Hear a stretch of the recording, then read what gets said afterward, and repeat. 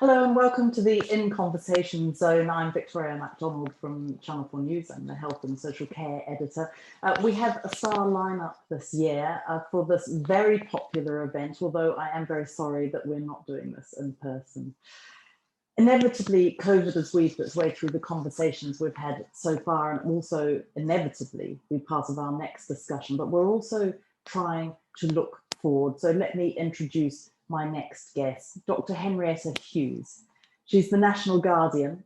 This is a role that was created after Sir Robert Francis's the Freedom to Speak Up report in 2015, and Henrietta was appointed the following year. She also works, continues to work 1 day a week as a GP in central London. Just as a little bit of background, there are now 600 guardians in the NHS and independent sector organisations, national bodies and elsewhere to ensure workers can speak up about any issues impacting on their ability to do their job. So welcome, Henrietta, lovely to meet you. And the first question really has to be as simple as this, is how do you think it's working?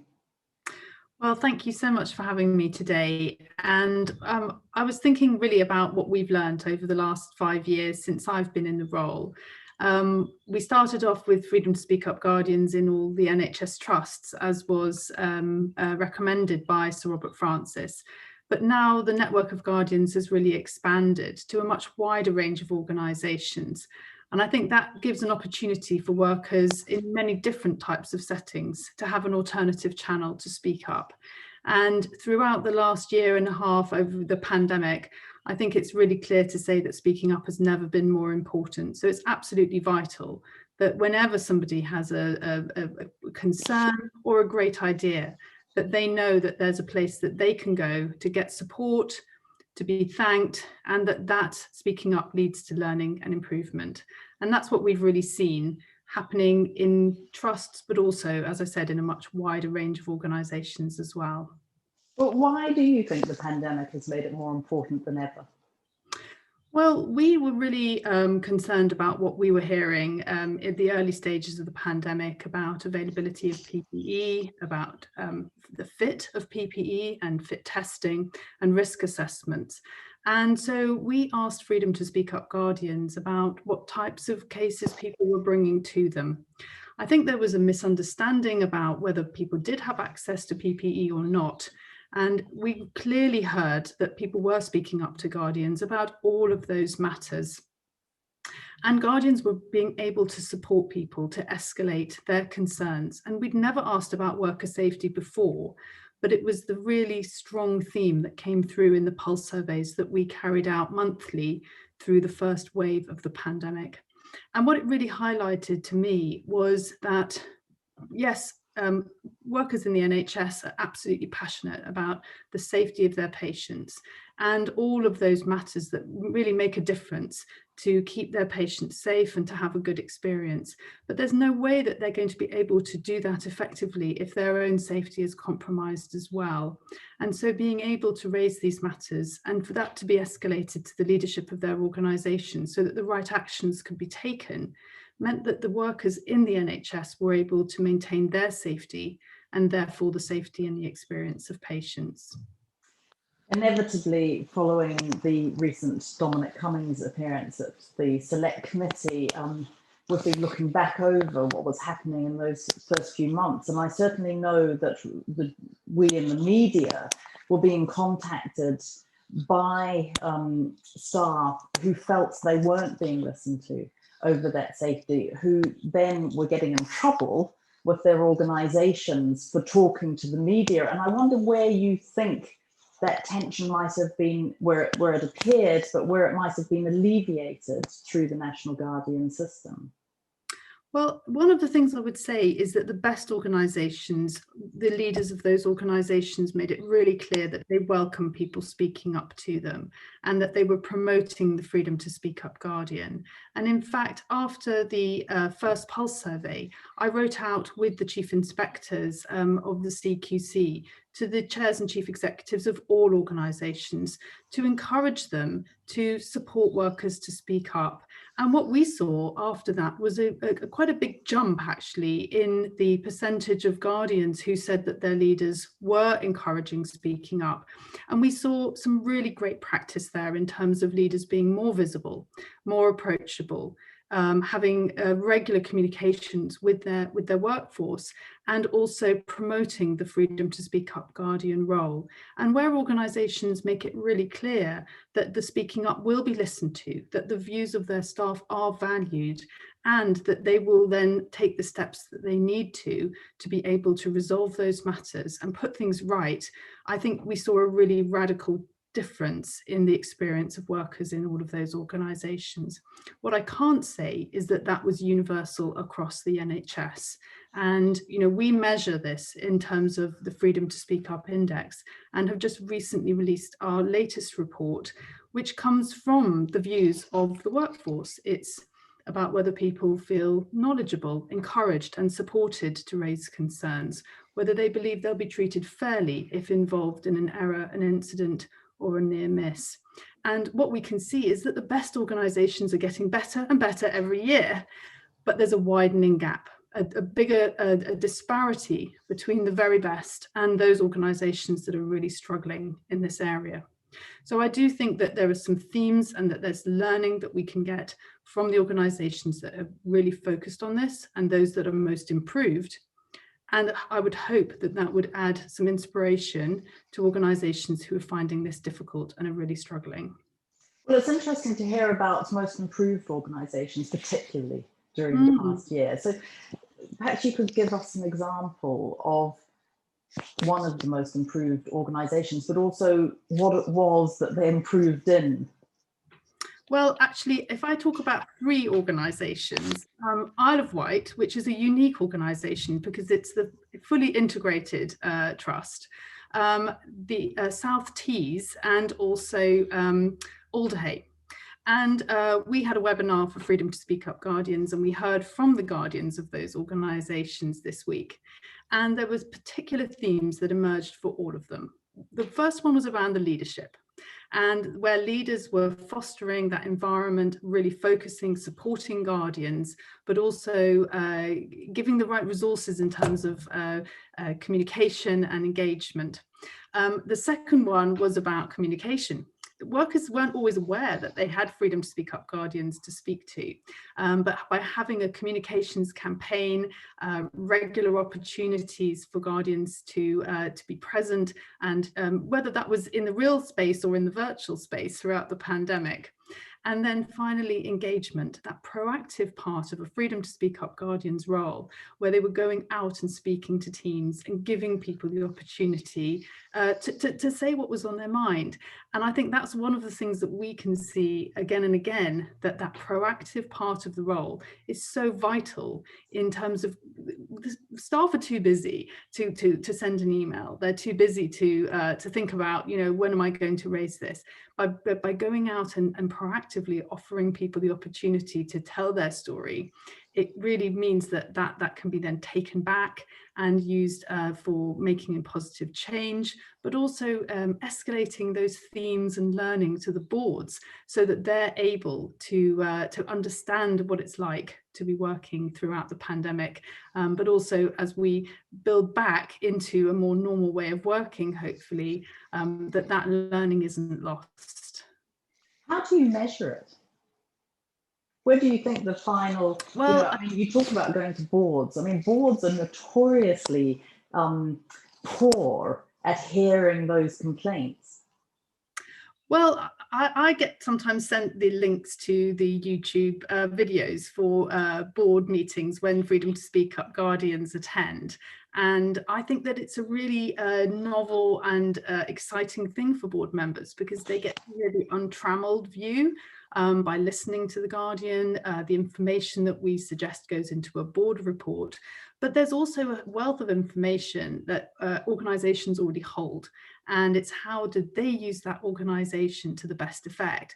So taking the Freedom to Speak Up Index, for example, or the new question about speaking up in the staff survey, how do they look in detail within their organisation to say who's speaking up, who isn't speaking up, and how can we identify those vulnerable groups whose voices are seldom heard, and how can we amplify that and really ensure that everybody has that opportunity to raise whatever it is that they want to, and know that it will be well received. And one of the things that I was going to say is that data is one side of this, but it's the stories. And we published 100 voices where we look at the individual examples where people have spoken up and how that's led to positive change. I think this is a social movement which is moving in the right direction. We can measure it from a point of view of the NHS staff survey. But when you look at the 50,000 plus cases that Guardians have dealt with, we can see particular themes emerging. And, you know, so it's actually being able to say, yes, we've got the data, but we've also got the stories, and we've got the experience of tens of thousands of people who've had this new and well-tested method of speaking up over the last 5 years. I mean, just picking up on some of that, I mean, there has been a lot of discussion over the years about people from Black and minority ethnic communities, the staff who feel they haven't been listened to, who feel underrepresented really in that culture. How specifically do you deal with that? And actually, how many of them are themselves guardians?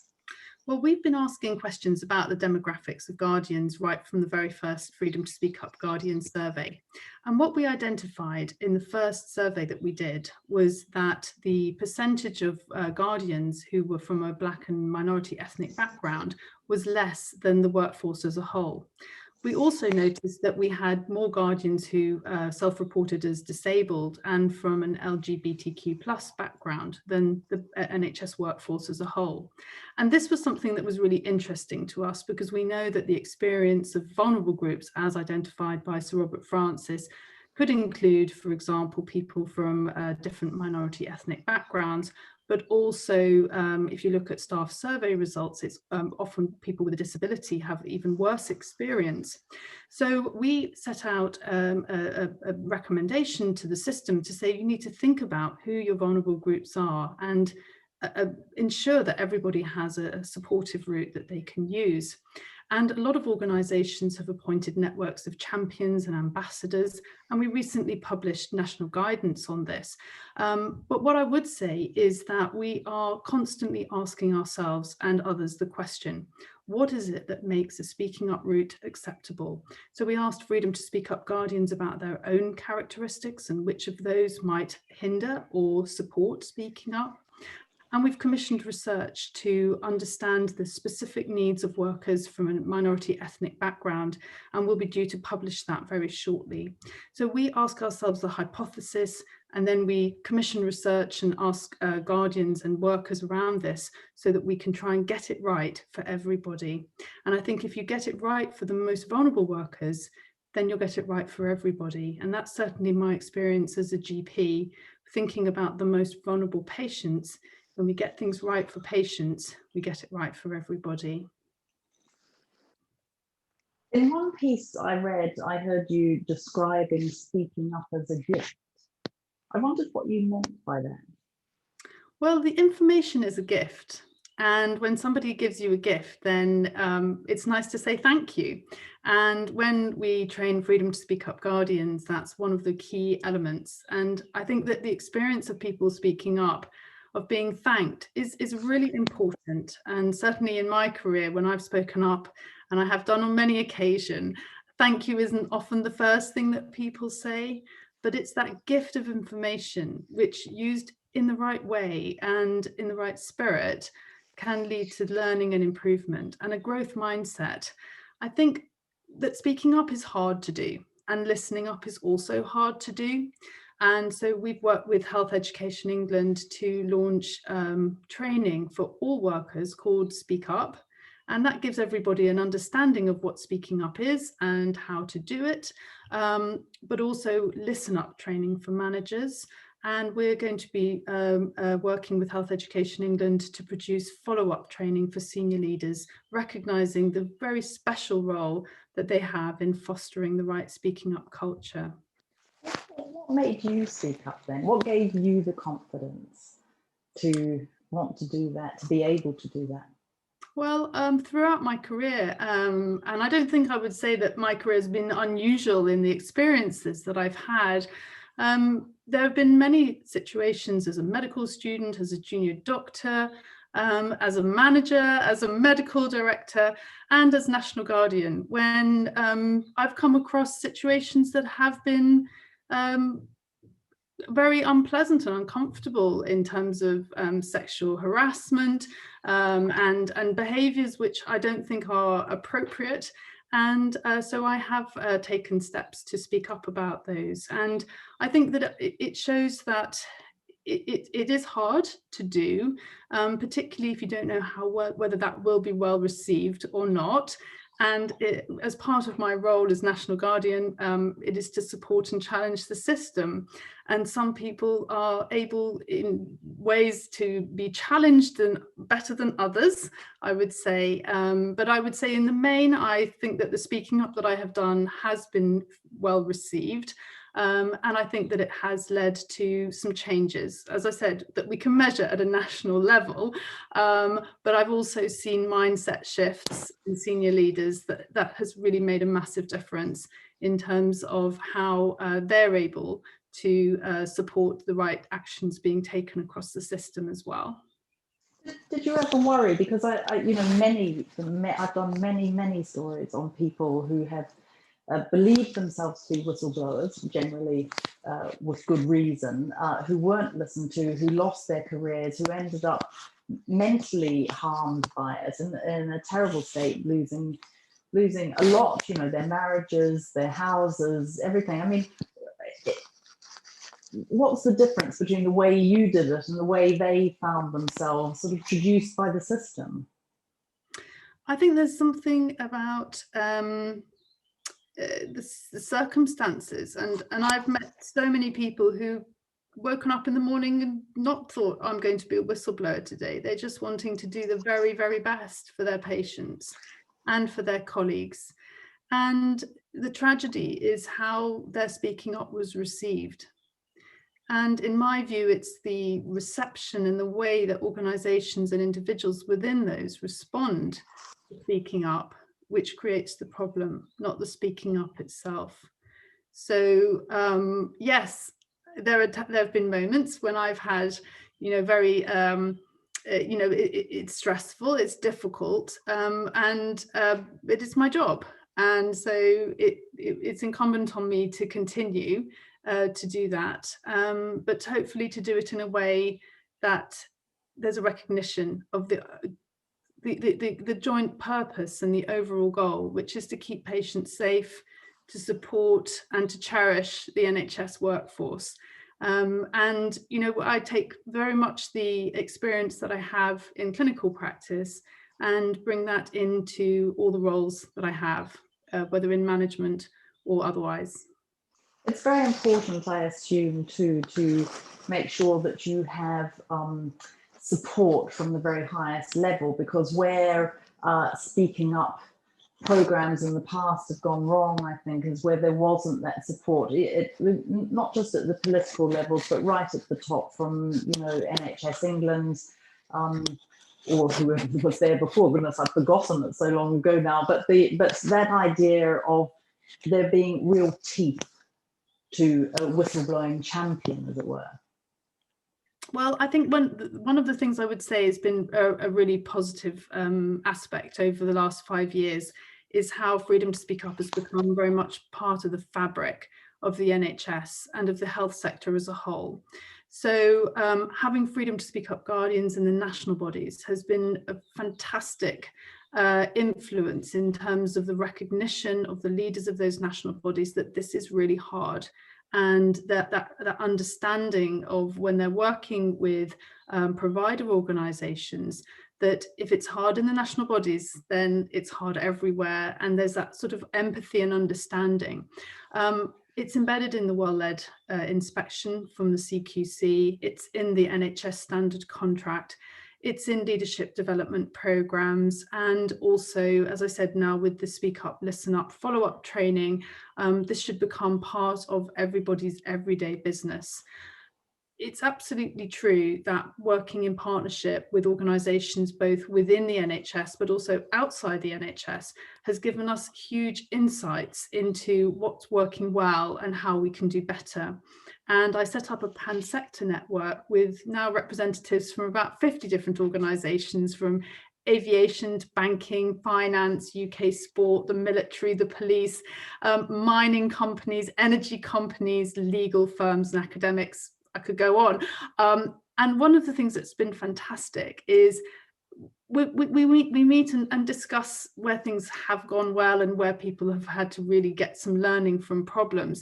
And with that transparency, I think it really busts that myth that speaking up is something that has to be kind of compressed and suppressed and put away, that actually these organisations are courageous because they are happy to talk about where things haven't gone well, but what they've learned from it, and then share that learning. And we've been able to talk about the progress in the NHS, and we've also brought fantastic learning from other organisations such as Rio Tinto or SSE, and the arts in terms of the steps that they've taken. So as I said, this is a social movement. This is a difficult situation for all organisations to deal with, but it's actually by coming together and sharing learning that we're able to then all make progress together and recognise that it's a very challenging topic. How far do you think we've got to go? Well, we've seen a 3.9% improvement in the Freedom to Speak Index. But if all organisations were at the highest level, the organisations with the highest level at the moment, I think it's still going to take a good few years to get there. It really boils down to everybody pulling together in the same direction, recognising that the benefits that this has for worker retention, for patient safety, and also for leaders to really use this as a way of developing their strategic objectives, and to recognise that a problem heard and acted upon is better than one that isn't heard, and then could lead to untold harm. So in terms of what's the appetite, I think there is more of an appetite. Someone described it to me as they've tried it, now they want to buy it. And the fact of the matter is we're seeing guardians having more ring-fence time, having more opportunity for that proactive engagement, and for leaders really to see the positive impact that has on their staff experience, and therefore the ability to deliver compassionate care. I did, before this discussion, I did my own very unscientific survey of just a few people that I know in the health service. And the one theme that came through on this was it works in the trusts who want it to work, and it doesn't work in the trusts who don't want it to work. Do you think that's a fair assessment? I think that's a very fair assessment. And I think it's a sad reflection on the leaders in those organisations that don't want it to work. Why wouldn't they want it to work? Why wouldn't they want their patients to be safer and their staff to be happier and valued? I think we're coming out of this pandemic, and I think one of the things that is going to be absolutely clear is about retaining our workforce. Everyone's exhausted. Everyone's been through the most challenging and stressful time of their careers, and retaining our workforce is going to be so important. So my call to action would be to any leaders in organisations who aren't really interested in this, don't really understand it, have a look at our website, talk to people in organisations who are most improved, see the opportunities that they've discovered, and try it. See what a difference it makes. And we're really keen to support any organisation that feels that they don't quite know where to go, and we can point them in the direction of all the resources that are freely available on our website. I suppose this is it's difficult to look at it from that perspective, because I would think as a journalist, and you would obviously think because it's your job, why wouldn't you see this? Why wouldn't you know that this is the best way to manage your staff? I don't know, because I think there's something around the confidence of leaders and the headspace. If people are feeling that they're overwhelmed with problems, do they really want to hear more problems? But I think there's something about having that really deep listening conversation with the workforce, passionate, committed, and as I said, people who've really gone through the most terrible time over the last year and really need to be cherished. But I would also say the leaders of those organisations need to be cherished as well. This is about us really recognising the pressures, listening to leaders, understanding what their needs are, and then providing the right support and encouragement, the buddying, the mentoring, the same that we do for Freedom to Speak Up Guardians, so that people do feel that they have the headspace to be able to listen and hear more problems and then work to find the productive solutions to those problems. Yes, because you have talked, I think in the same article I was reading too, about having difficult conversations, and I think that very much is a confidence thing for management, for organisations, for boards, even for the people on boards, isn't it?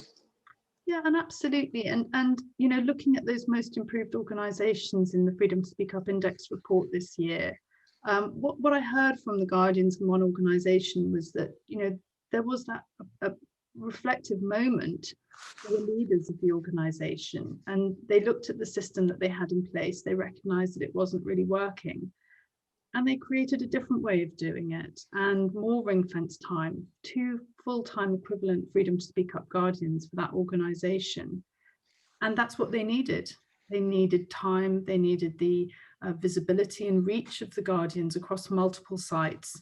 But they also were able to provide support to those Freedom to Speak Up Guardians from board members, execs and non-execs. And it's had that, the flywheel is now turning in the right direction. And it's absolutely palpable in terms of the responses from the workforce in their staff survey. I've been in one of our other conversations. I was talking to Charlie Massey at the General Medical Council, and talking about data being so important, which you've shown today, which you've talked about. Well, how do you work with the regulators? Where do you fit in with them? So with CQC, my organisation is hosted by CQC, and we have regular conversations about how we can provide useful information to CQC, but also at inspection, inspectors really understand this and they're able to ask, really insightful questions and make judgments. And so I've been training CQC inspectors, and we've been having some fantastic conversations about what their experience is when inspecting Freedom to Speak Up. And we've produced guidance for inspectors, but also guidance for Freedom to Speak Up Guardians about what to expect when you're being inspected, if I can get the words out. But we also work really closely with colleagues at NHS England Improvement, whether that's to do with this NHS staff survey and model hospital, and also in terms of the culture and engagement team, the wellbeing guardian, the workforce race equality standard team, the people directorate, and really thinking about the various different groups who need the support. And we've put that into workers, as we've been speaking about already, Freedom to Speak Up Guardians, the leadership, and also thinking ahead in terms of systems and how ICSs are being developed, and the opportunities for speaking up across patient pathways. And as a GP, that's obviously really important to me, because it's sometimes the gaps between organisations where things really fall through the cracks. And by Freedom to Speak Up Guardians working together at local level, they're able to really help to identify and bridge some of those gaps.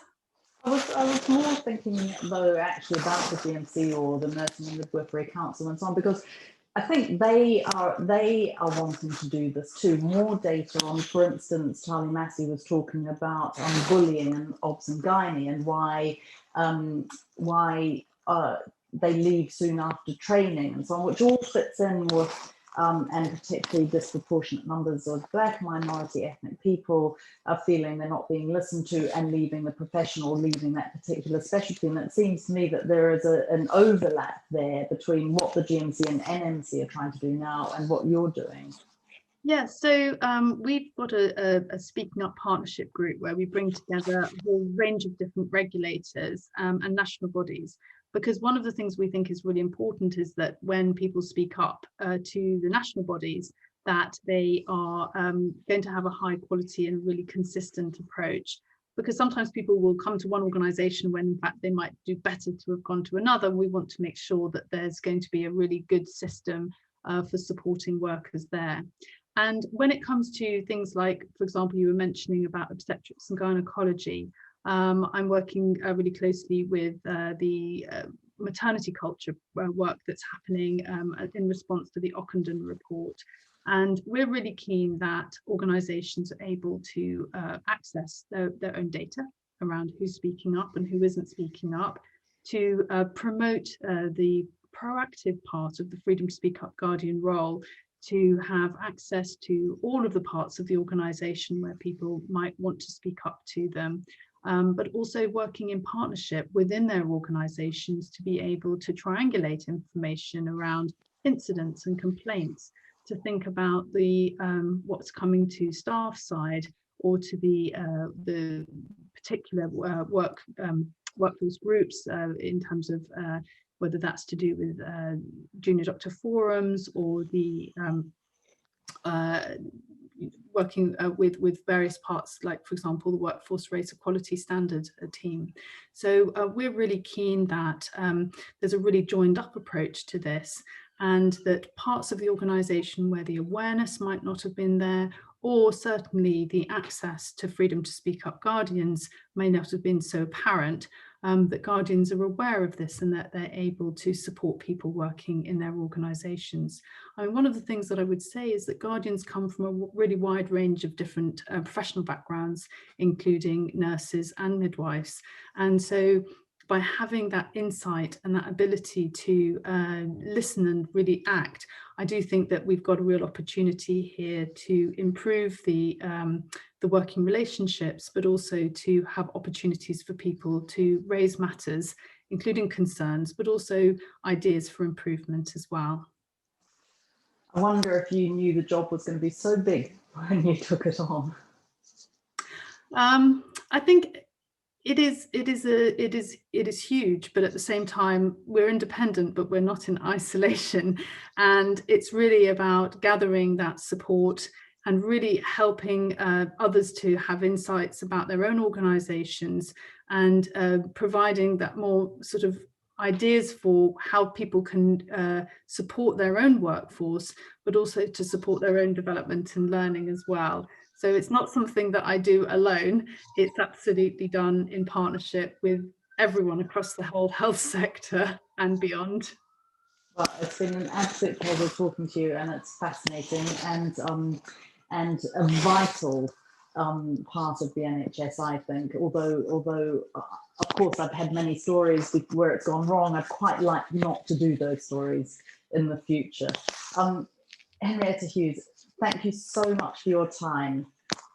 Thank you so much.